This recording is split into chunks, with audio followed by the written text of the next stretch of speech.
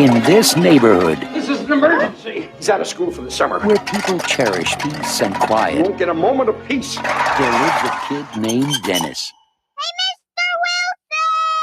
Tell him I'm sick. I won't fib for you, George. Hi, Mrs. Wilson.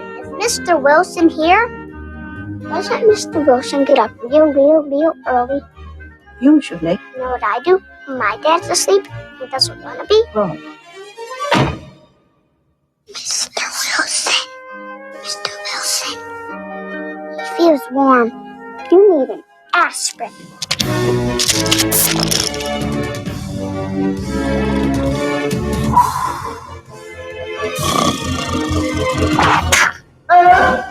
Now, John Hughes brings one of your all-time favorite cartoon characters to life Smile. for a whole new generation to discover. Don't embarrass me. You'll love Mr. Wilson, That kid, he's a menace. Mrs. Wilson, the Mitchells, Margaret, We could bury you alive. I could pound you up big. Joey, Switchblade Sam, and a menace named Dennis. Kids are kids. You have to play by their rules. You have to roll with the punches. You have to expect the unexpected.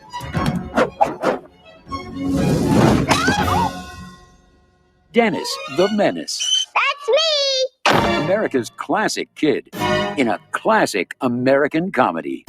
Directed by Nick Castle, a John Hughes production.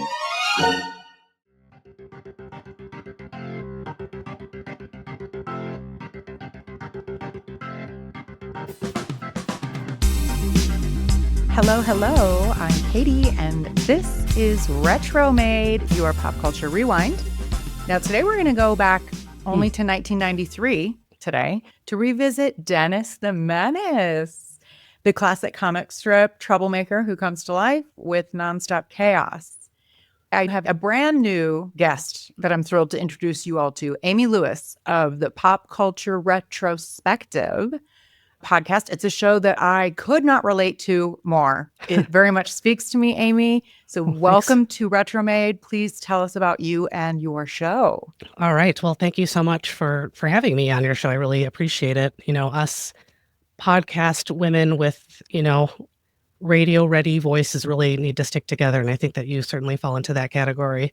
So yes, so my show is the Pop Culture Retrospective podcast. Good job pronouncing that. Sometimes people have a hard time. It's a little bit of a tongue twister at times. But I started shows about 5 years ago now, which is just crazy. So in May, it'll be 5 years.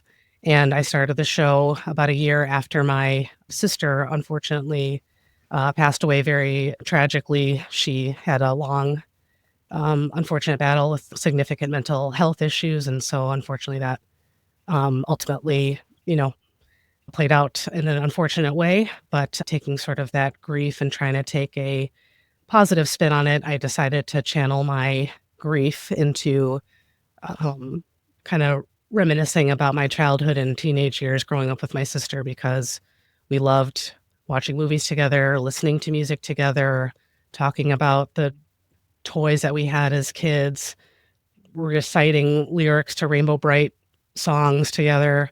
So I thought, instead of sort of sitting and feeling horrible about all this, which, of course does happen, I decided to just think about times in our lives that were really fun and hilarious. And our generation is sort of notorious for just really amazing pop culture that is funny, diverse, corny, cheesy, profound, and everything in between. So I've been on this journey now for almost 5 years, and it's been absolutely incredible. And I had no idea what I was getting myself into when I started this podcast, but I'm still doing it and loving it and getting to meet so many incredible people. And it's just pretty amazing that something so meaningful and positive and special and unique has come about because of this unfortunate situation in my life. So thank you for letting me be on the show.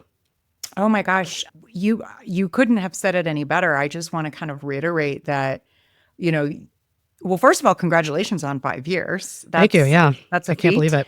Yeah. And second of all, I think the show is really good. Like, the quality of your content and, your sense of humor a and little dry, a little sarcastic. and Yes. I love it. And you always honor your sister with the shows. It's just a wonderful balance of memories. And like you said, you turning something really unfortunate into something positive. So I highly recommend you all check out Pop Culture Retrospective with Amy. Oh, well, yes. Thank you so much. Yeah. Thank you for Yes, and before we get into the time capsule of 1993, Yes. I wanted to share with you all a book that was recommended by a listener, Jen H. Thank you so much for your recommendation. I had to put it on my list at the library, and it's here. It is Nice. called "You Couldn't Ignore Me If You Tried: The Brat Pack, John Hughes, and Their Impact on a Generation" by Susanna Gora. Oh, Here is nice. the book. Now, I haven't started it yet. Here's the Yeah. back. But, I'm a big fan of the Handy Dandy Library. Yes. And so I'm going to dive into this, you guys. And so be on the lookout for some tidbits in future episodes. Nice. Oh, that'll be a great read. I'm not familiar with that book, so I bet that's going to be a good one. I wasn't either. And this whole season is about John Hughes. So again, thank you, Jen, for your recommendation. All right, Nice. Amy, are you ready to, spin this pop culture retromade time capsule wheel?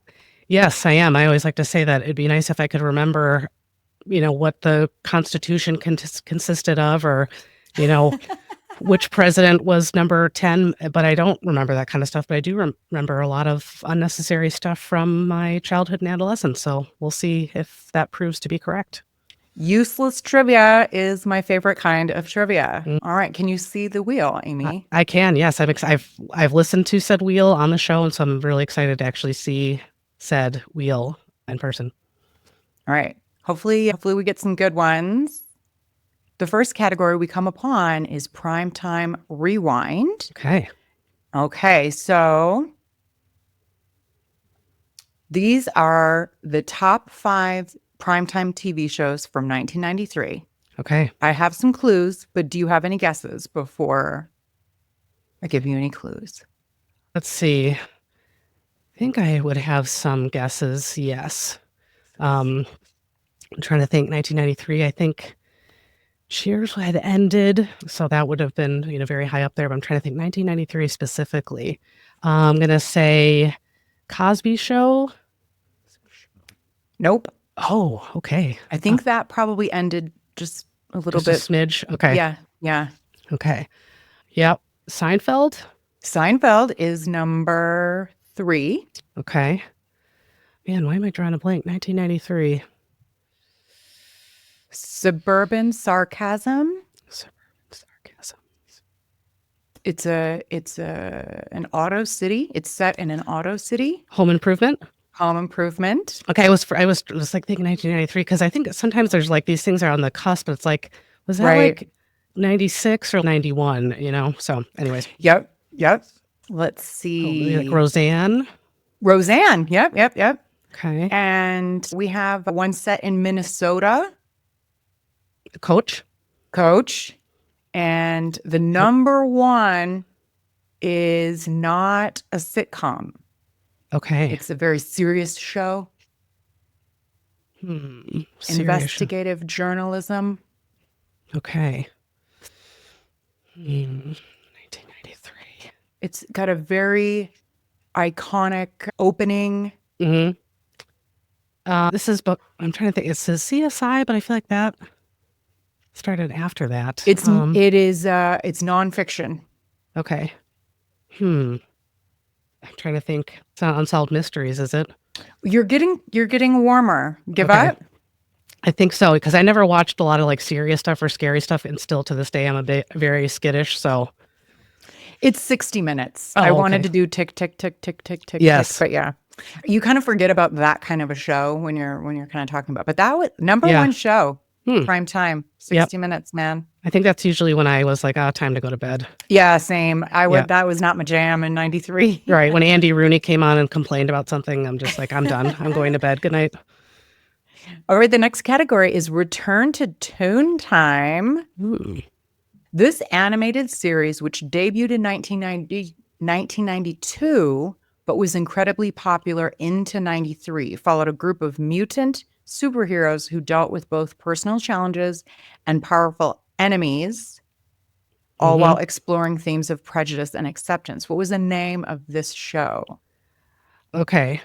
Is it Teenage Mutant Ninja Turtles or is it Mighty Morphin Power Rangers?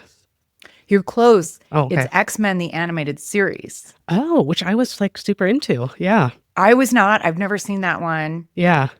Interesting. Yeah. I guess I didn't pay attention to the whole prejudice thing because I was probably a little bit too naive to Right. pick up on any It's themes. funny revisiting things. All right, let's do another category here. Big screen time machine. So this is box office, the top 5 movies at the box office for 93. Yep. Any guesses off the top of your head before I start with clues? Yeah, I think I might need clues. So prehistoric creatures roared. Jurassic Park. Very good. Very good. Which I like to tell a fun story about Jurassic Park which is not that great of a story. But anyways, I don't know how we ended up agreeing to all go see it in the movie theater, but like both me and my mom are, like I said, skittish, fearful, don't want to watch anything stressful or like people dying or people getting injured. But in Jurassic Park, there's dinosaurs constantly coming out trying to attack people. And my mom kept like digging her fingers into my arm the whole movie. And by the end of the movie, my arm was like completely red and like irritated because she was so scared. And I was like so scared I wasn't even paying attention. And she likes to deny that this happened, but it did. Oh my God. That's how terrified she was. What? Like she's making your child at this time. That's like child abuse. Amy. I know. Call DHHS. What's the statute of limitations? Is it 31 years? Is that too long? Yeah. So it was very scary at the time. And those special effects hold up pretty well.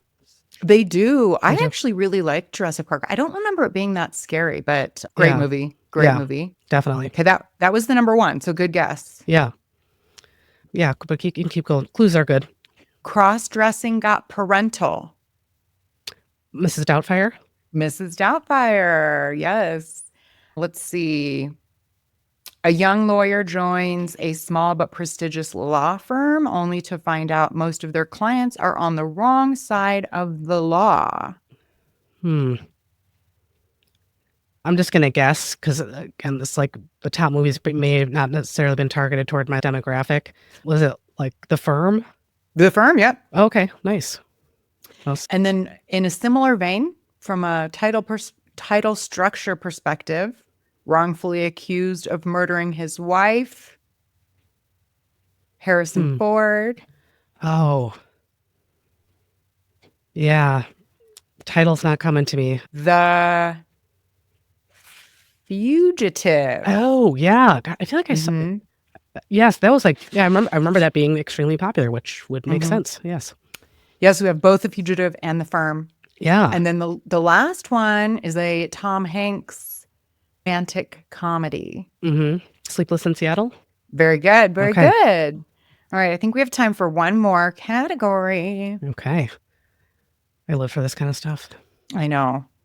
Ooh, stars and scandals. Ooh. Let's see here. 93. I don't know. How's your supermodel knowledge? Of this era, probably better than anything after. So Yes. Okay. yeah. Famous supermodel. Arrested in 93 after a well-publicized altercation with a member of the press. She's known for being kind of a bitch. Naomi Campbell? Very good. Very good.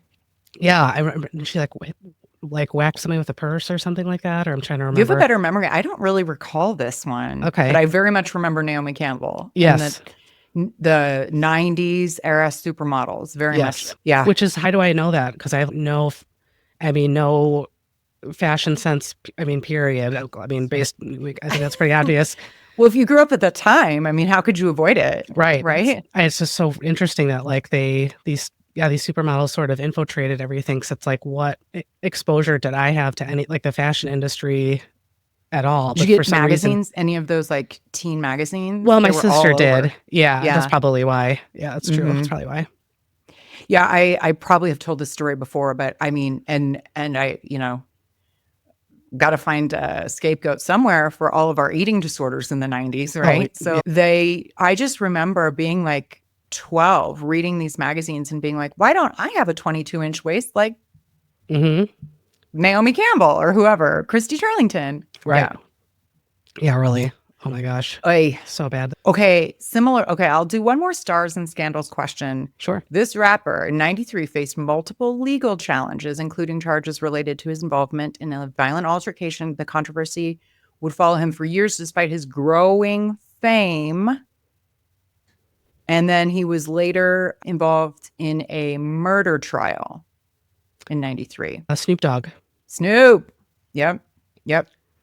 Very good, Amy. You did pretty good, I gotta say. Oh, thanks. Yeah, I remember 1993 quite well. So it was a good year. Yeah, I feel like I like some of the 80s movies better, but I was too young to remember a lot of the trivia. So yeah. The 90s, man. Okay. Indeed. Now, before we start talking about Dennis the Menace, this season is about John Hughes. Do you have any particular thoughts about him as a writer or director, or how you came to start watching his movies, if you did? Yeah, I was essentially raised, I would say, on John Hughes movies. And I think a lot of that came from both my dad and my sister. So I know you recently did, very recently did an episode on Ferris Bueller's Day Off. And that is like my dad's all-time favorite movie. I grew up just outside of Chicago. Both of my parents grew up in the city. So we have a lot of emotional ties to the city of Chicago. So huge influence on us, and grew up watching The Breakfast Club. Pretty in Pink was probably one of my sister's favorite movies of all time. And so, and Home Alone, I mean, the list just goes on and on and on. And so I definitely was one of those families that fell into the, watch a dozen or so movies like a million times. And several of those were John Hughes movies. So I'm certainly a fan. Some of them, certainly hold up better than others. But I think in the grand scheme of things, I think we've all been sort of impacted in some way, shape, or form by a John Hughes movie if you grew up in the 80s or 90s. So I'm certainly, I would say, a pretty big fan. Well, I'm very jealous that you grew up just outside of Chicago. So you have kind of that extra closeness with his films. Yeah. Yep. Definitely. And what we'll be talking about later too, grew up pretty close to where they filmed the movie, very familiar with that community. So the location connection I have big time with John Hughes movies. Love it. All right. Well, without further ado, let's get into the movie Dennis the Menace. Yes.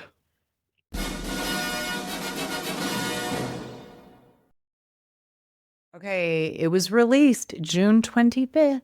1993. It's rated PG. It's got a much lower IMDb rating than the last several John Hughes movies we covered, with 5.7.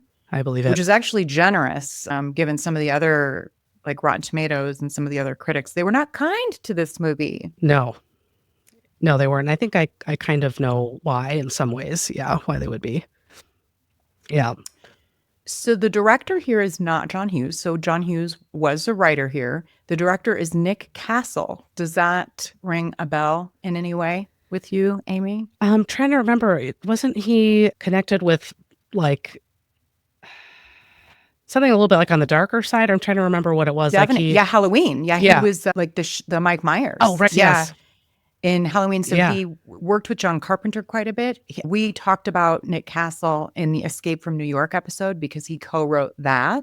Mm-hmm. And then I did read, though, that, and we'll get into Warner Brothers association with Dennis the Menace, but when they purchased the movie rights to the character of Dennis the Menace, they offered the role to direct to Tim Burton, which would have been a very different movie, right? Yes. Yeah. Oh, wow. That would have been a very interesting take. Yeah.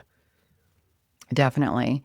So Nick Castle directed this, John Hughes wrote, and then Hank Ketchum is also a credited writer because he was the original 1959 TV show writer. Yes. Now, are you familiar with what's your history with Dennis the Menace, like the comic strip, the cartoon, the original show? Did you watch any of those? Oh, yes. I was a huge Dennis the Menace fan. I was actually looking on my bookshelf the other day. I have like old comic book compilation books of Hank Ketchum's, of the original series. Huge fan. I watched the black and white TV series on Nick at Night, I think it was, or I think it would also play during the day. I think when I was homesick from school, sometimes it would be on.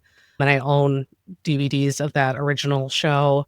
I watched the cartoon, the Deke cartoon, religiously as a kid, recorded a lot of those onto blank VHS tapes, bought the series when it came out onto VHS, and then eventually onto DVD, which one of the DVDs is still currently stuck in our DVD player, which I need to remove. I haven't done it. The made-for-TV movie I was obsessed with. I could do a whole podcast episode just about that. So when I heard that this movie was coming out, I was, over the moon, because if there ever was like a Dennis the Menace dork that, is still alive today, that would be me, to the point where I think even like some of my, like the neighborhood kids would like joke and say like, it's Dennis the Menace. And I was just enamored. I don't know. I can't quite identify why, but I loved Dennis the Menace. Emphatically as a child, and still to this day. Were you mischievous and pesky like him, or? No, not really. That's the thing. I don't know what it was. Like I was, didn't really get in any trouble. Did, things I probably shouldn't have, but certainly not known as like being the, kid in the neighborhood that's gonna, annoy the crap out of everybody and knock everything over and break a bunch of stuff. That certainly wasn't me, but there was just something about it that I just, I don't know, just thought was funny or entertaining, or maybe it was a dynamic between Dennis and his next door neighbor. I don't know quite what it was. And I was also a big tomboy too. So I really, which I know people don't use that term anymore, but I was a huge tomboy. So a lot of the TV shows and movies and stuff that I related to more were like, little boys that wanted to shoot slingshots, like that stuff I wanted to do, and ride bikes and skin my knees and play in the dirt. That was all stuff I wanted to do. So I always related a lot more to like little boy characters when I was a little kid than little girls. Yeah, exactly. He comes cruising down with his, wagon full of terrors. In my opinion, there's like snakes and stuff. Yeah, no thanks. And loved all that stuff. I remember catching ladybugs, and now I'm like, oh, because I'm such an animal person, and I'm like, you shitty little kid, why? And lightning bugs. Why did I catch these creatures and put them in a jar? That was so mean of me. I know, I did too. Or we'd step on them and pull it back, so you'd see like the glow guts. Ooh, I for didn't like do 2 that. seconds. Yeah. Oh my God. Gross. Oof. Yeah. Yikes. Well, I am kind of embarrassed then to be doing this episode with you, Amy, because I am so not. I'm like the opposite. I'm coming to this with a vague understanding of, that it was based on like an old, like a comic strip, and that there was I know, I'm aware that it exists. Yeah. But that's kind of it. Yeah. So I feel bad covering this with you. Well, that's okay. No, I think, I'm flattered. What are the chances that like some random person is going to be really into that as a woman is going to be really into Dennis the Menace? So, good point. It's not something that I can't think of one other person in my life that I could shoot the breeze with about Dennis the Menace, because that person doesn't exist. Doesn't exist, at least in my circle. So it's okay. Well, thank you for making me feel better. Yeah, you're welcome. Well, so if there's any of you out there like me that are less aware, so Dennis the Menace is everyone's favorite kid from the comics back in the day. When his parents need to go out of town on business, they both just so happen to have work trips the same weekend, and they cannot find a babysitter for him. He has to stay with the neighbors, George and Martha Wilson. And he drives Mr. Wilson crazy, but it's not malicious. He's just trying to be helpful, even to the thief who has arrived in town. So we'll get to all of that. Yep. Trying hard not to roll my eyes about that part, but continue. So Walter Matthau is the perfect Mr. Wilson, isn't he? He is brilliant. He is fantastic in this movie. In everything, but amazing. He really was good. I only know him as playing a grumpy old man in any movie. Like he plays that perfectly. He does. Yes. And I looked up some information about Walter Matthau today, just out of curiosity, because I've always adored him. And my dad is the same age as Walter Matthau is in this movie. And my dad seems about 20 years younger than him, which is just a very bizarre realization. How old is to he have. supposed to be in the movie? I don't think they ever really said. I mean, probably like 60s or 70s, and he's like 73 in this movie, in real life. Okay. Mm-hmm. So I think, I think when the comic strip would have come out, I probably would, things did happen a lot younger. So I'm guessing probably in the comic books, he was supposed to be probably like early 60s or something like that. Mm-hmm. But yeah, in real life, he was 73. I was like, dear God, that has the same age as my dad. This is really weird. So, Oh my surreal. gosh, this comes up literally every movie. Yeah. People just looked so much older Yes. back in the day. Oh my God. Yes. Holy moly.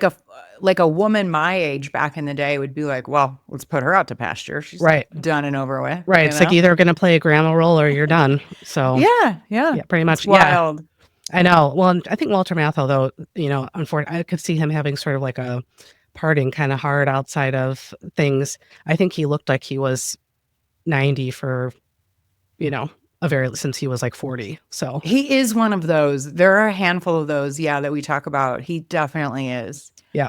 Were you familiar with the actor who played Dennis, Mason Gamble? Not really, not prior to. No, I think he was kind of like a relative unknown but prior to this film. And yeah, he was, I guess, selected out of tens of thousands of people, kids that auditioned for the role, which is just, unbelievable. And I'm not really sure if there was anybody else that was like more well-known that was also up for the role, but he won it. And oddly enough, a lot of times, so in some of the trivia that we'll get to later, I have a lot of casting could have gone a different way, but none for Dennis. Nobody well-known. He certainly was a cute kid. Yes. And I don't even definitely. like kids, but he was very cute. Yeah. Not really in anything. Like, he did go on to be in Rushmore, Gattaca, and Spy Hard. Yeah. And apparently he's supposed to be a 5-year-old, but he was 7. The actual actor was 7. Okay. So the actress who plays Mrs. Wilson, Martha, yes, is extremely famous. And but her name didn't just come to me. It's Martha. I'm sorry, Joan Plowright. Yes. Yeah. Do you have thoughts about her? Yeah, same with me. Is like, she's this super well known, had been acting for decades and decades, and was married to somebody very famous. But I think I only knew of her from this movie. I can't think of anything else that I remember watching that she was in. But I think that she was also well cast. I thought that she did a great job too. I think the two of them really made the movie kind of quasi tolerable to watch. So, which, they did a great job. You probably do know her from, she also starred in 101 Dalmatians from 1996, also a John Hughes film. Yeah. And then she was in Flubber in 97 with another John Hughes film. Now she is a dame, or she was a dame. Yes. And also a baroness, married to Laurence Olivier. Yeah. How did that happen? That's third. She was his third wife and his widow. So she was married to him when he passed away. Yeah. But yeah, like a stage actress, career that spanned like 6 decades, Oscar nominated. She won 2 Golden Globes. So yeah, she's Joan Plowright. I wouldn't have come up with that on my own, but she did look very familiar. Yeah. And she should have won an Oscar for her performance of reading that poem, the poem to Dennis at bedtime. It's like, I remember watching that as a kid getting, oh my God, this is so beautiful. Teary. Yeah. So beautiful. Yeah. Like, I just want to lay in the fetal position and cry silently to myself and listen to her recite that again, because it's so well done. You're right. Yeah. And I comforting. had kind of forgotten. There was a sweet moment when, because at first you're like, oh, they aren't really going to show their marriage, but they do. She kind of, they talk in bed about, they never had children. And so they talk a little bit about that. And she's like, it's not that's bothering me. It's that I want to talk to you about it. Yeah. And I can't. Right. Yeah. I know there's all these profound moments that, like, in this beautiful, like, script writing. And then the next moment, this stupid Switchblade Sam crap happens. And it's like, what in the... We could have eliminated half an hour of this movie from my God, ridiculous. What was the plot? I don't know. But fortunately or unfortunately, the whole Switchblade Sam thing is stuff that my sister and I would recite to each other for no reason for a really long time, especially like the scene where he takes the apple from the kid that's cross-eyed. As my sister just out of nowhere be like, "What you got there, sport?" Apple. I mean, it's like, what does that? I mean, that could be a whole episode by itself. Like, why the heck was this person in the movie? Like part one. Which person, the cross-eyed kid or Switchblade Well, Sam? both. Yeah, really. And they like with the emphasis on the whole cross-eyed thing. Yeah, he's a foot short for his age and cross-eyed. I mean, why? So we're, knocking somebody with a disability, which, I take 93. Right. Taking offense to, we got two, neurodiverse children. I don't appreciate the, cross-eyed jokes. Not that that has anything to do with that, but, and then the Switchblade Sam thing, seriously? Come on. There's never some creepy robber / stabber / filthy whatever in any Dennis the Menace stuff. So I could really go off on a tangent, but I'm going to restrain myself. Oh, there wasn't. That is interesting. Not that I'm aware of, but that's a good point. I almost don't know which direction to go with. So Switchblade Sam is played by Christopher Lloyd, and I love Christopher Lloyd. Oh, but same. He's a brilliant actor. Brilliant actor. He was very similar to Uncle Fester in a lot of ways, though. There were things he did in this that I was like, oh, that's very Uncle Fester. I didn't even think of that, but you're absolutely right. Yeah. Yep. I think the reason, so it's interesting to hear that this did get pulled out of nowhere. Yes. And I hadn't seen this movie. So I did see it in the theater at a matinee. I remember our small town theater going to the matinee. And I remember loving it. And oddly enough, I probably only saw it that one time, 30 years ago. Yeah.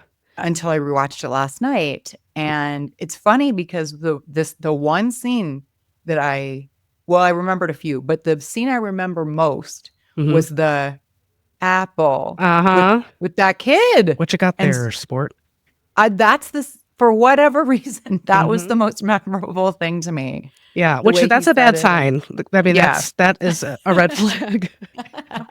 If that's what you remember, that's I a did red not flag. recall how gross this hobo, stereotypical old-timey train hopping hobo is what he was. Basically, yes, a hobo. Yes, my dad went as a hobo for Halloween as well back when. But yes, I don't understand. Well, I guess one thing I learned was that, John Hughes did Home Alone, and I think Christopher Lloyd was offered a role of one of the robbers or whatever, one of the bad guys in the movie. And it was Joe Pesci's role, I want to say. Yeah, and he turned it down, and he always kind of regretted it, and he said that to John Hughes. So then the minute that there was some other, villain person to play, John Hughes booked him for that. But it's like, I would have never thought that would have been incorporated into a Dennis the Menace movie. I mean, it had nothing to do with anything. And Siskel and Ebert even threw that right under the bus. What did this have to do with anything? Because there's all these beautiful, tender moments between Dennis and Sin and Mrs. Wilson. That was such a beautiful thing. And then there's this, hobo that fills up on refried beans or whatever. And you know what I mean? Is trying to allegedly stab apples and, maybe stab children. I don't get it. And I'm still furious. I'm still angry. Hanging about the town for 3 days doing just being creepy. Right. Just walking around being creepy. Right. You're right. It didn't have anything to do with anything. And now that you say that, you're right. So John Hughes clearly, it was like a ham-fisted, I got to figure out a way to get Christopher Lloyd in a robber role in one of my movies. So I'll write that into this. Right. And they could have, I mean, there's so much that more they could have done with him and still included him in the movie, but it really just did not make sense. And I can hear that. I forgot what that music sounds like every time that his character comes onto the screen. And I rewatched the movie too. And I was already just like, oh crap. Here comes this creepy guy who is still really creepy to this day. Oh, I mean, that's how good. Very gross. If I saw, Ugh. It's not even about being homeless, hobo, whatever. I mean, just the presence of yikes. I mean, that's the stuff that nightmares are made of. His teeth, his sinister nature. Yeah, it was a bit much, I thought, too, even for this PG movie.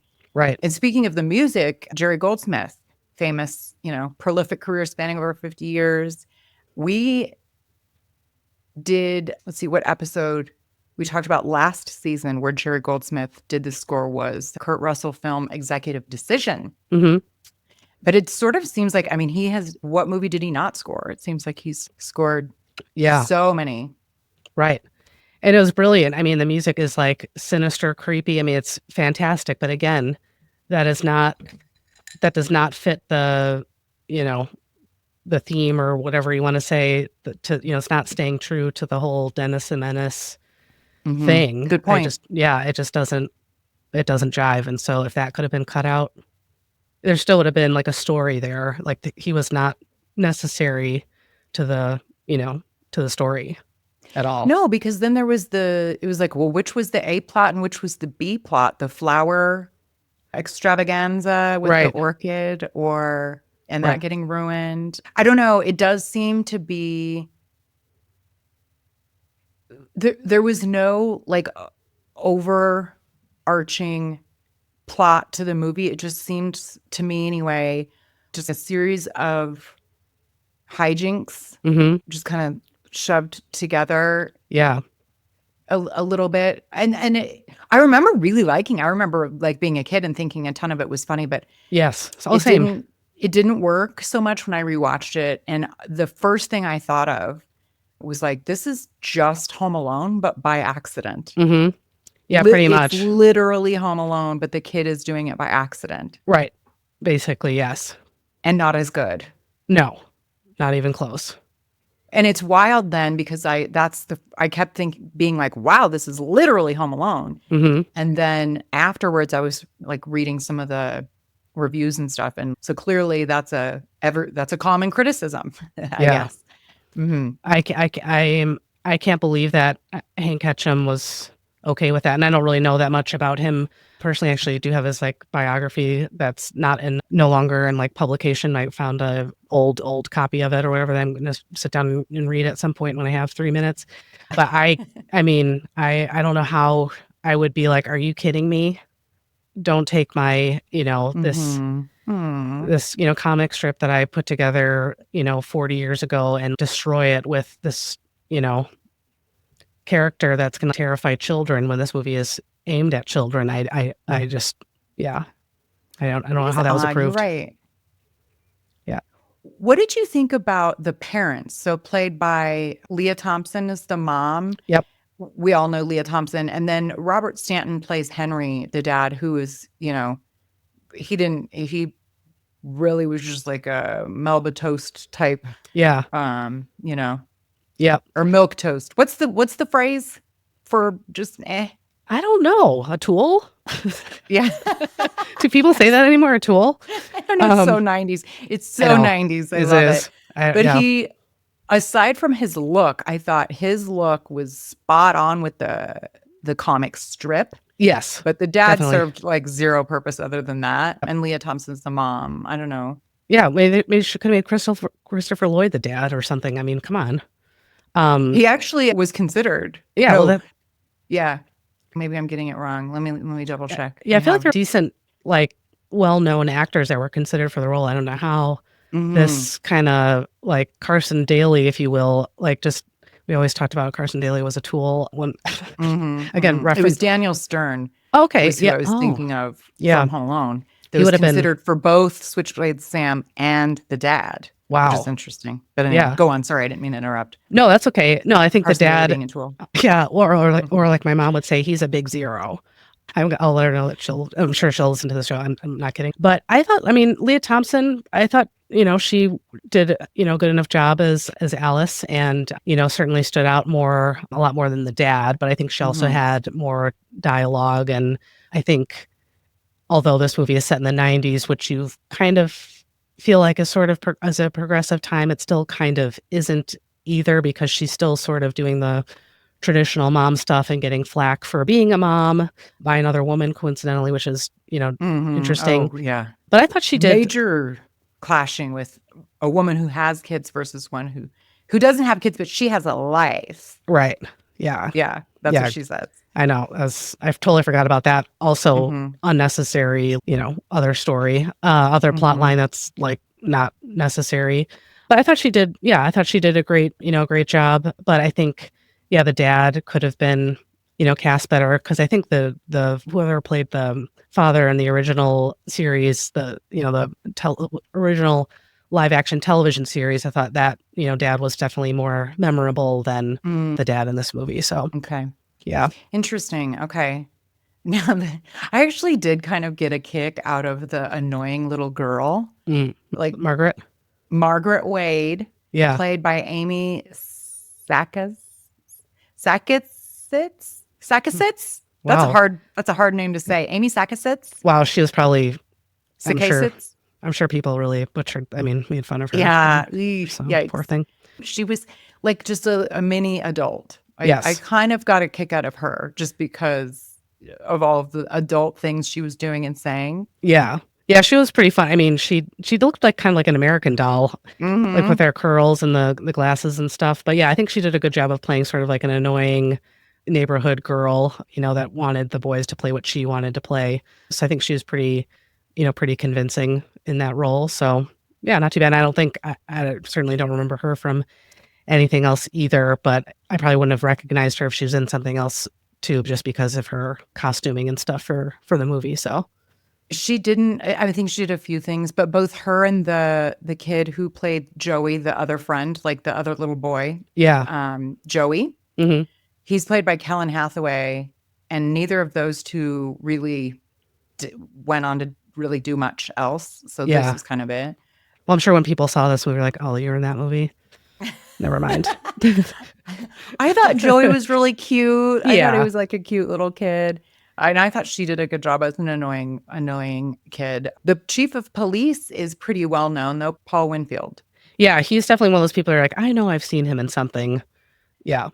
He was in Cliffhanger, Mars Attacks, The Terminator, and I've never seen this, but I hear it's pretty good. Star Trek, The Wrath of Khan. Oh, yeah, I've never got into Star Trek, but yeah. Me neither. Yeah. Mm-hmm. Yeah, we certainly got some big names for the movie. And again, I guess I was surprised that Walter Matthau especially would agree based on the whole Switchblade Sam thing, because I feel like he would have been, not to assume or stereotype, but I feel like he probably would have been familiar with the comic strip just solely based on age. And so I'm just surprised that he's like, oh yeah, sure, like he gets like kidnapped and swallows a key. That sounds great. Sign me up. Yeah. Sign me up. Oh, he's going to fall onto like a couch that like fell in the river. Great. I'll be in that movie. That sounds wonderful. Yeah. I don't know if, well, actually, he kind of had a resurgence in what year did Grumpy Old Men come out? Like he kind of had right around then. I think it was right around then, 91, 92, something like that. So maybe he was just kind of riding the wave. True. With it. The last two people that I wanted to talk about on the cast, Natasha Lyonne. I love her so much. Yeah. She plays the babysitter Polly, and I don't know. I just dig her. You guys all know who she is. She's been in like tons and tons of stuff. She's been nominated for an Emmy 5 times, very famously in Orange is the New Black, Russian Doll, Poker Face.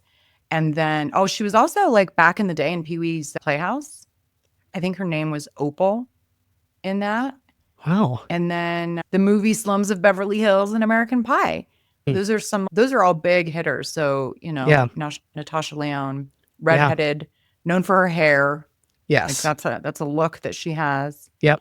And then her boyfriend, very stereotypical in the movies, the babysitter invites her boyfriend over to make out. And the boyfriend is none other than Buzz from Home Alone, which I can't think of. I don't know his real name, unfortunately, which is sad. But. I didn't write. Yeah. But yeah, it's Buzz from Home Alone. Yeah. Which I feel like his character was more, and his brief appearance in the movie was significantly more enjoyable than the other like subplot line characters, because he was really funny. Agreed. And I feel like to this day, and this movie was not something that I watched religiously as a kid, because I kind of liked it, I think just because it was Dennis the Menace, but still to this day I like find myself like when my kids were little in the tub, I felt like saying Sabid Offbeat. I will never be Big Enug.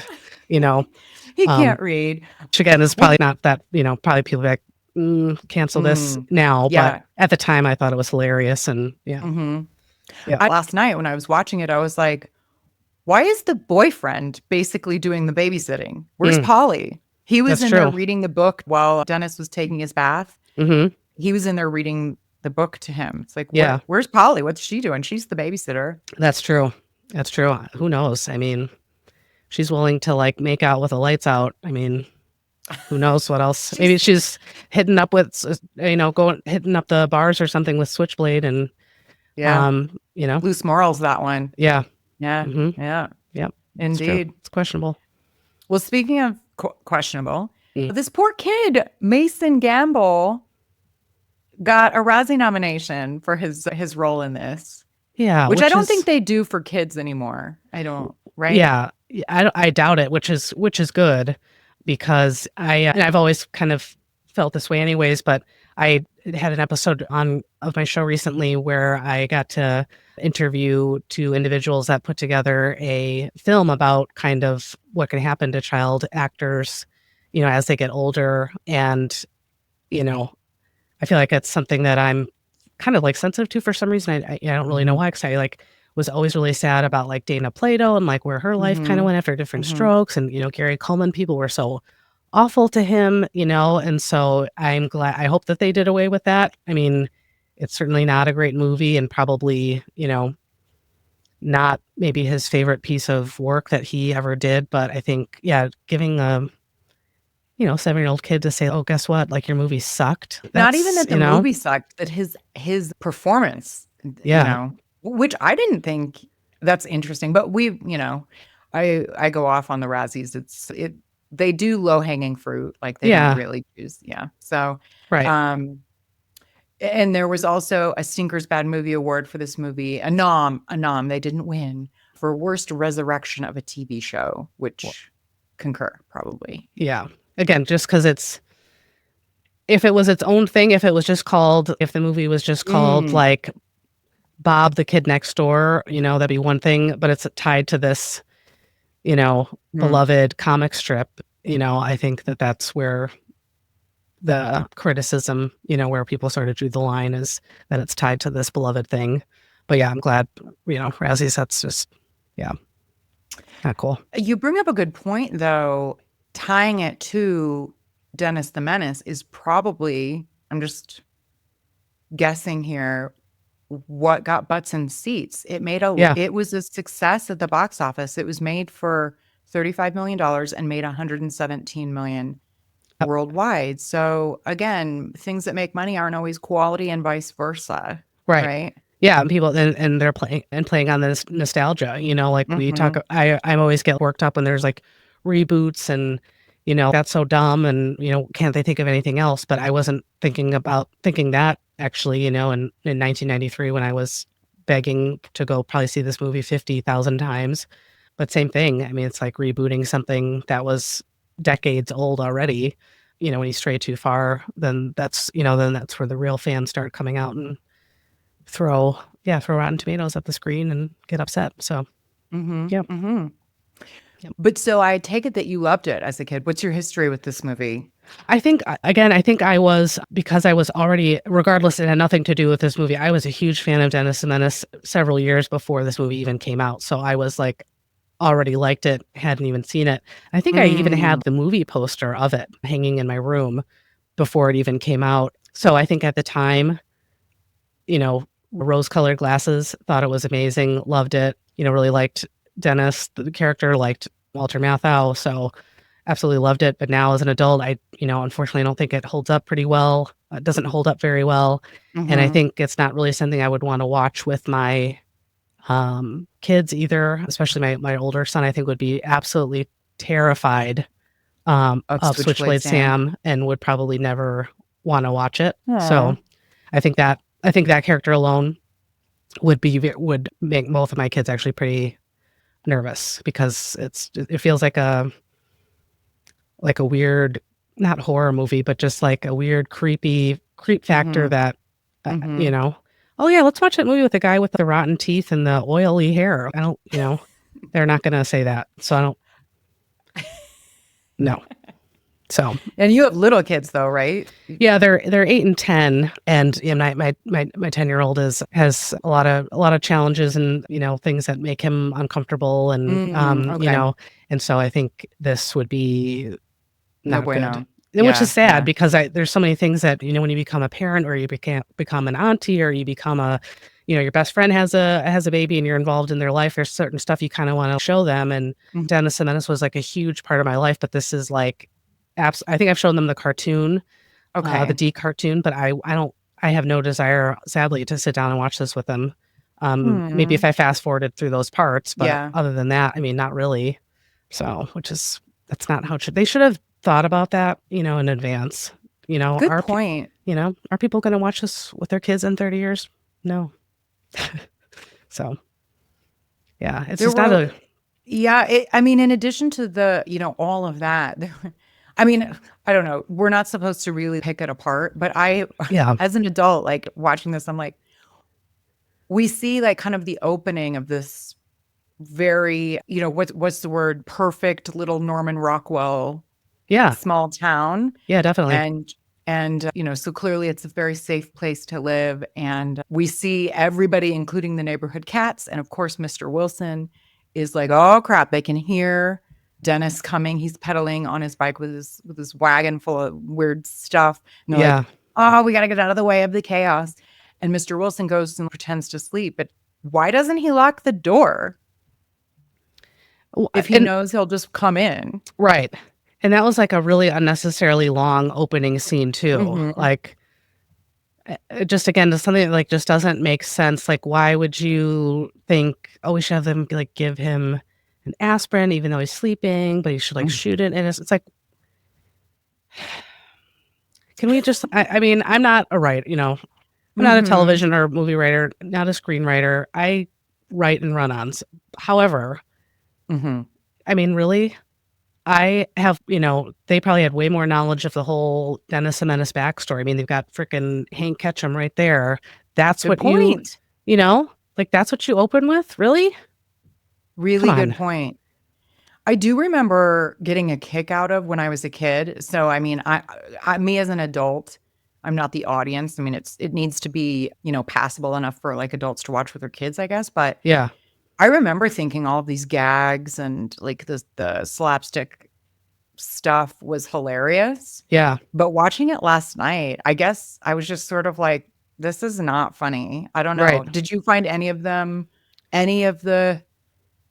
chaos slapstick moments? Yeah. It's funny. I've never been like necessarily like a huge slapstick comedy person. And I love comedy. That's like, my favorite genre. But anything that I feel like there's always has to be like something happening to a man's groin area, which I just don't find funny. Like Oldest Trick in the Book. So like that whole thing where he like does the splits, like completely unnecessary and like very uncomfortable actually to watch. And didn't need to see Walter Matthau in a compromising position like that.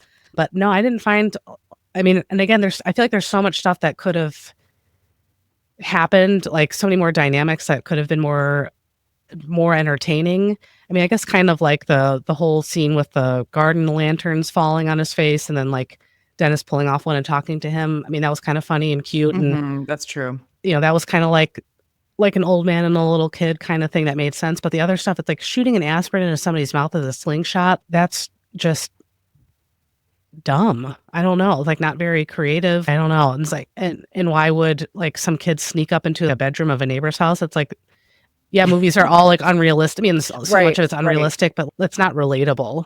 Like, oh yeah, I snuck up, I went up to my neighbor's bedroom last night too. This is great. I can relate to this kid. No, you didn't. It's just weird. I don't know. It's one of those things too, where I think it's written by somebody that's like not Dennis's age, well, obviously, but that somebody that's like so far removed from being a 7-year-old kid that it's like really obvious, So that's a good way of putting it. Yeah. I mean, I at first, like I had to, for the first probably 20 minutes of the movie, I was like, is this set in the 50s or is this current day? Yes. Like we go back and forth. There are a lot of things that are very old timey. Yes. But then clearly it's set in current day because of the cars and they have a microwave and the phones and stuff like that. But Right. like the old timey blocks, Mhm. the mom, like when we first meet Alice, her hair and her dress is uber 1950s. Yes. But then the next scene, she has like a normal hair, like for the night, it's Right.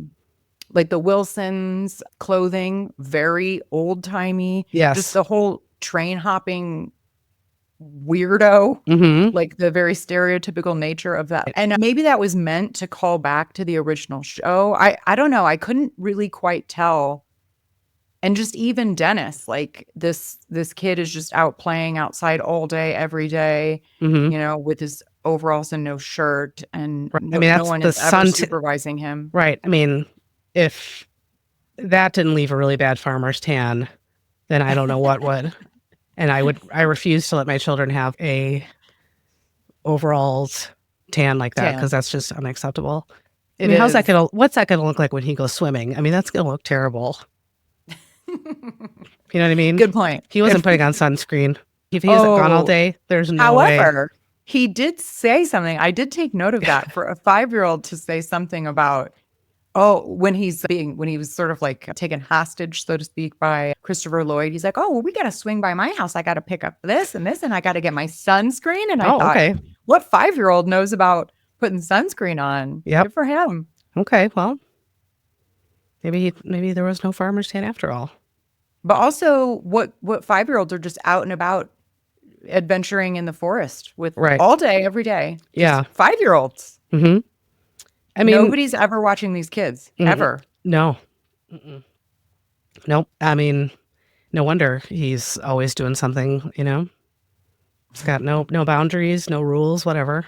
He doesn't. You want to run away with a hobo? That sounds great. Go. You do you. You do you. The parents were major pushovers. I mean, from a parent, like I'm not a parent, but I'm watching this like, come on. Yeah. Mm-hmm. Oh yeah. But sometimes you just, you're so exhausted that, it's just whatever. Things just happen because you're just haven't slept in years and your decision-making skills are like whatever how they used to be. Go hang out with a hobo. I don't care. Right. Yeah, exactly. I'm so tired of you and your attitude and cleaning up after you. You know what? Go find a nice hobo. Go join a nice hobo family. You hate this family so much, you go join a hobo family, okay? Yes, that was find yourself right. Yeah. Mm-hmm. Mm-hmm. Oh, you think it's bad here? You go live with a hobo and have beans that are opened with a pocket knife, switchblade, with a switchblade. Switchblade. Okay. I will say there was one part of this movie that I genuinely got a kick out of because I'm easy and basic, I guess. Mm-hmm. The phone hanging up montage. Yes. That was partially because it just showcased all of the different types of phones that were a thing in 1993. Yes. Yep. Duck phone. Mm-hmm. Clear phone with the colorful insides. Yes. Car phone. Mm-hmm. I forgot that of those ever existing in the first place. Yes, that cost like $5,000 for a 30-second phone call. Yeah. Yeah. And then several different versions of that, like fancy, ornate with the gold, like rich person like phone. The princess. I think it's called a princess phone. Is that what it's called? Yeah, yes. I don't know. I don't know why. Okay. I don't know why I know that. Again, not helpful information for getting into college. Useless information. And then there was like a yellow retro phone, and I liked the red phone that the Mitchells had in the house. So I really did kind of like. Nobody wants to babysit Dennis because he's such a terror, and we solved the 90s phones. Mm-hmm. That was great. Yeah. Well, and I think it also is like really satisfying to slam a phone, So that's a lost art too. So there's a lot of elements to why that was such a great scene and a great song too. That just made it fun too. So yeah, definitely great, and a good moment for like the parents' characters, and which again they could have done more stuff with that too. Mm-hmm. So yeah, so it's an interesting movie. One other again, there's a lot of questions that again, I'm in my 40s watching this movie. Same. Last night after 30 years, and I'm like, okay, I don't know anything about dentures, Mhm. But Mr. Wilson has dentures, but there's gold teeth in them. Mhm. Is that a thing? Why would there be gold teeth in dentures? That I have no idea, unless he had like originally had his teeth, like a tooth replaced with a gold tooth, and then wanted it salvaged and put into his Match. dentures. I don't know. I don't Anybody know anything about, are there any dentists out there that can fill me in on what the story is with gold teeth in dentures? Yeah. Why that would be a thing. Mm-hmm. Yeah. No idea. But I mean, there's a lot of unknowns. And, why did he have chiclets locked in a safe? That, Were they? Yeah, he had to run home was it in a safe or like a secret, like a bank or like a piggy bank or some kind of special box or something? It's like, yeah, it was a special box. Like that's that's what you put in there was like chiclets, really? Mm-hmm. But yeah, I don't know why gold teeth. I mean, maybe it's just, they're worth something and they didn't want to throw them out, or, I don't know. That's interesting. The things that come to mind when I'm watching a movie nowadays. Mm-hmm. There's probably some kind of symbolism, though, I'm sure, to it, because, John Hughes always threw little, things into movies. I bet there's some reason for it. There has to be, because that's too bizarre.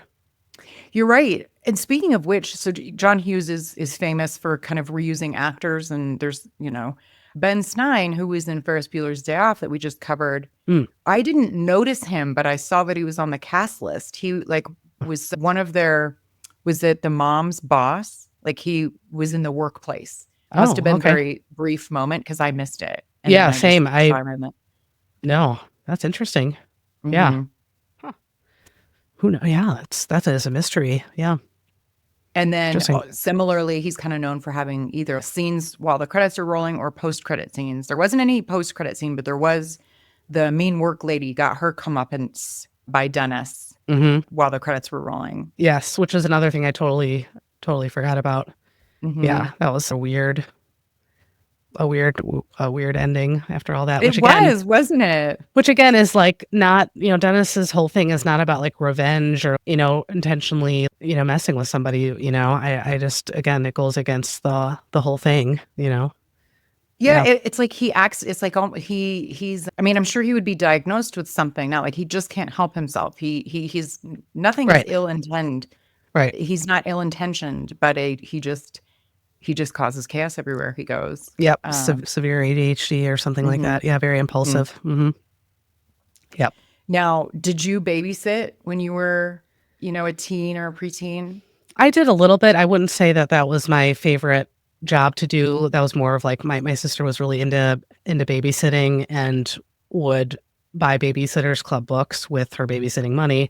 Yeah. But I love that. Yeah, I did. I mean, I did kind of here and there a little bit, but I was not big into. I was kind of like not cut out for babysitting. Same. No. Yeah. And watching this it totally reminded me why I hated babysitting. Yeah. I was Walter Matthau. Like I think since birth I have been a grumpy old man and am annoyed by the innocent. But annoying nature of children. Yeah, that, you know what? And I think that's good to know that, honestly. Like if that's not your thing, and yeah. So I did not have children. Yeah. So I did. Yeah. Totally, I get it. Yeah. Totally makes sense. Yeah. I was not cut out for babysitting, or, I remember there was like one house that my sister and another friend of mine like always kind of ended up sort of randomly babysitting at, and their house was a mess, and it like drove us insane. And like all you wanted to do when you were there was just like clean the crap out of the house because it was so messy. And it's like, how does this family live like this? So it's like you get an insight into people's lives that you don't need when you babysit. Great point. Really good point. Yeah. The only thing I liked about it was like the parents would sometimes order us pizza for dinner. Yeah. Like that was the bonus for me. But yeah, same. My sisters, I have two older sisters, and they were both super into babysitting, and they never understood why I didn't like it. Yeah. And now that they know me and as an adult, they're like, yeah, I get it. Yeah. Kids are not your jam. No. And I think at that age too, to have the forethought or whatever to be like, okay, I'm going to plan these activities. I didn't think like that. That's just not how my brain worked as a, and I think, our age too, like our generation, we were babysitting at 10, 11, 12 years old, which I would be Yep. horrified to have a 10 So different year old or a 12-year-old. No way. Babysit. Yeah. And, on God's green earth, would I have a 12-year-old come over here to babysit? Not going to happen. But yeah, I just did not have that skill set to think, oh, we're going to need, 3 hours. So we're going to need like dinner. And I did not think like that. It's just, what do I do? No, not for me. Mm-hmm, mm-hmm. Yeah. Well, neither was Mr. Wilson, because on the rainy day when Dennis has to stay inside, he can't go outside and wreak havoc on the forest or whatnot. He doesn't know how to deal with that. Like, he cannot contain his boredom, and he's basically like any kid. Will you play? I can't remember. He wants to play some game, or I can't remember what he asked. Say cops and robbers or something like that. And Mr. Wilson's like, no, I'm an adult. I'm finicking here with my coin collection.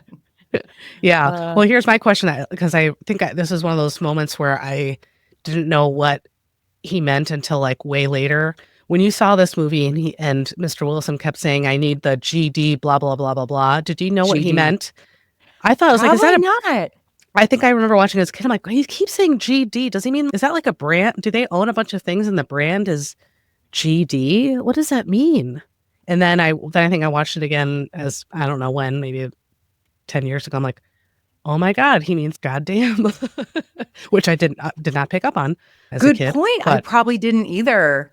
Yeah. But I did note it because he does it like last night when I watched it. I did note it because it's a PG movie, and also he's that type of a man, probably doesn't swear, right? So yeah. Where are the G? I was like, GD. Is that the brand name of? Is there a company called GD and they make garden lanterns? Okay, that's how naive I was, which is, I guess, good. But yeah. So I don't think this will surprise you, given what we just talked about with Hank Ketchum's original story.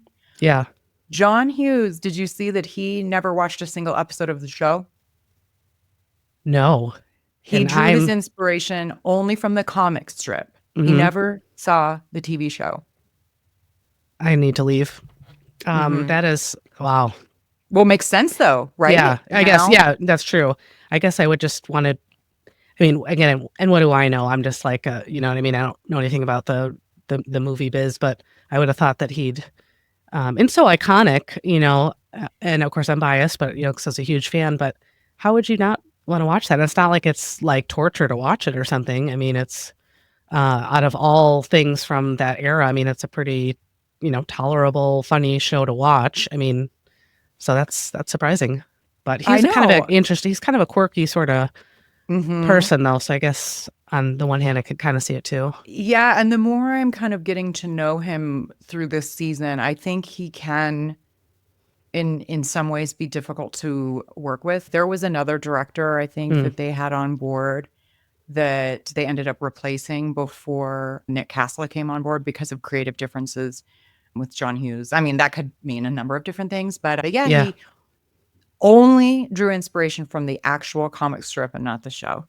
Which, again, how did that translate into this POS? You know what I mean? Yeah.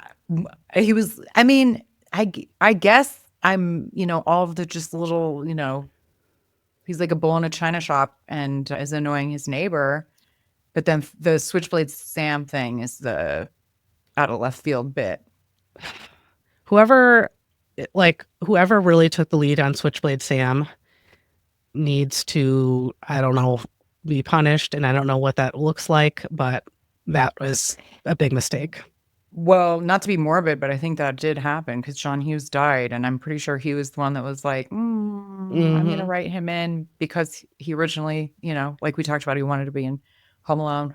Yeah. It's true. That's what caused he thought it was reflecting on his career and then thought about, Praying Bank and 16 Candles and Switchblade Sam. And then that's when the heart attack happened.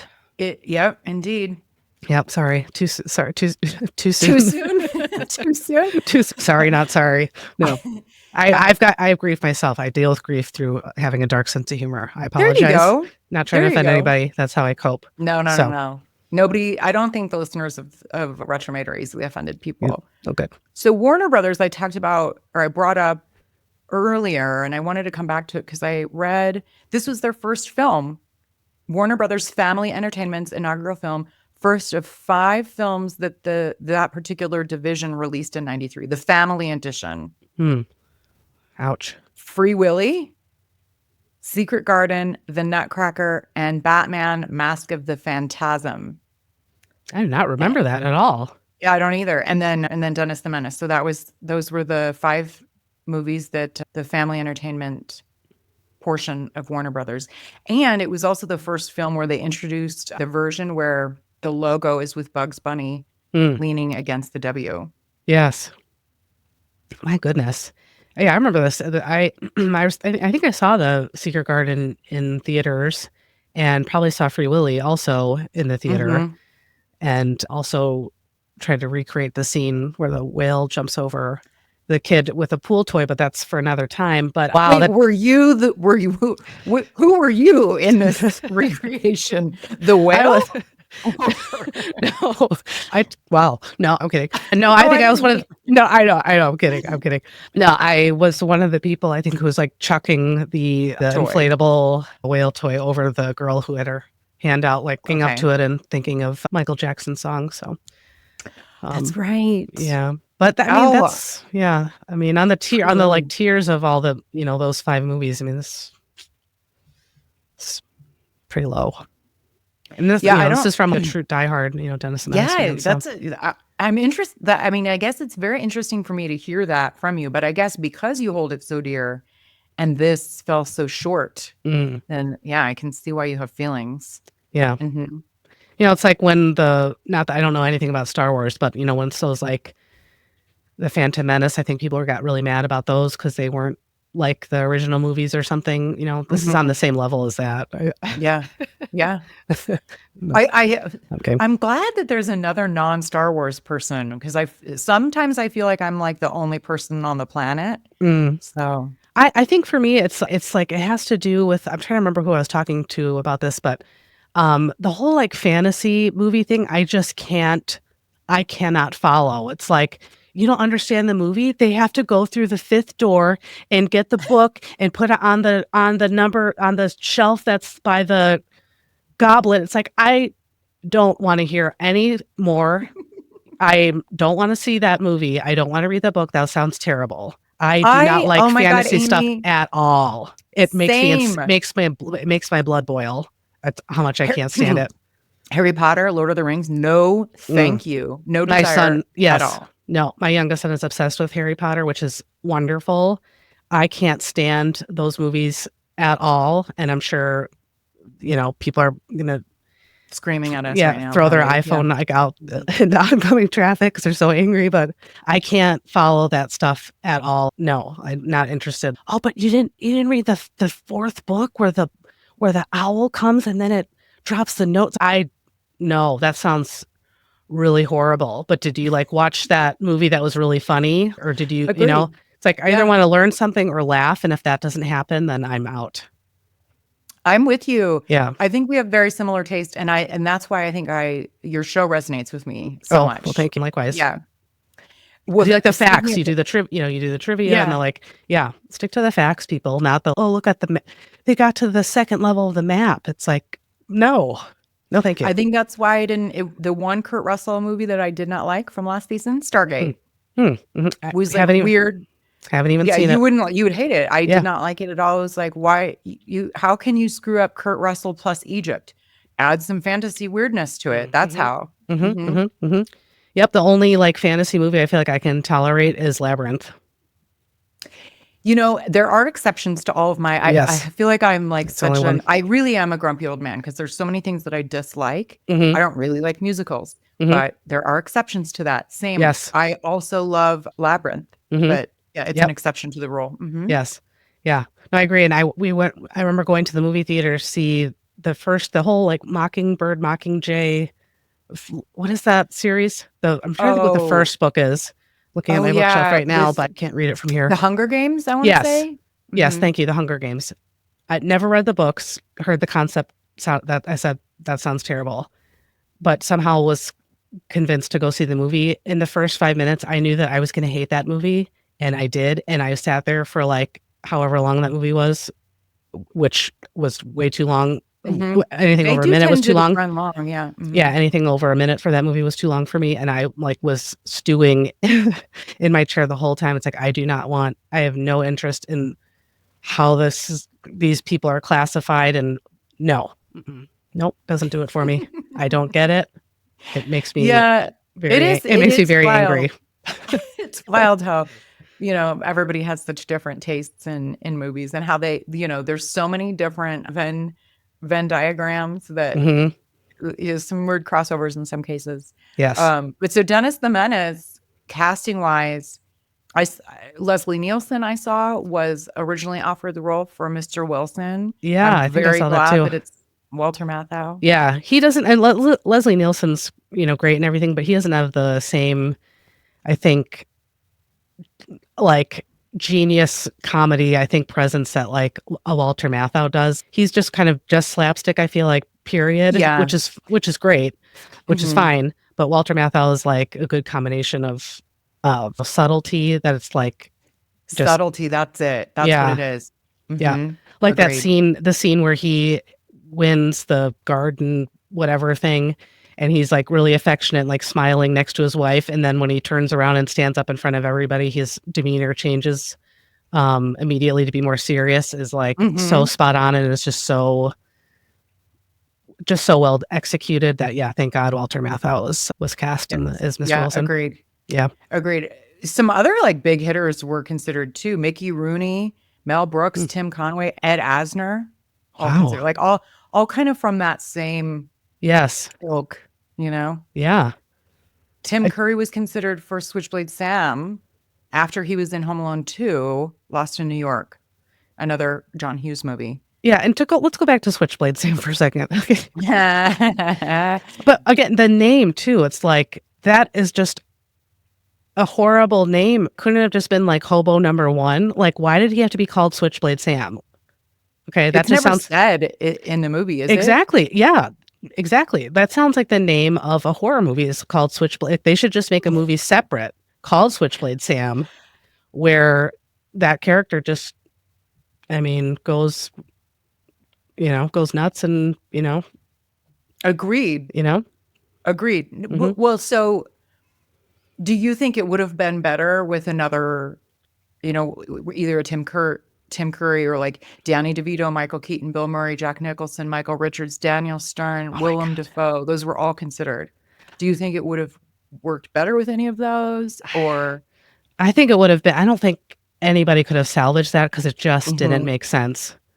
And I think that's a testament to how brilliant of an actor Christopher Lloyd is. Like, so good, but it just didn't have a place in this movie. So I don't know, like maybe. Yeah, you're right. It didn't. Like despite my being like, oh, that's a little too Uncle Festery in some cases, but yeah, I thought he did a good job. It was just like, what's happening here? Yeah, I did see that a number of people for Alice, basically all of the blonde popular women of the time: Melanie Griffith, Madonna, Michelle Pfeiffer, Kelly Preston, Sharon Stone.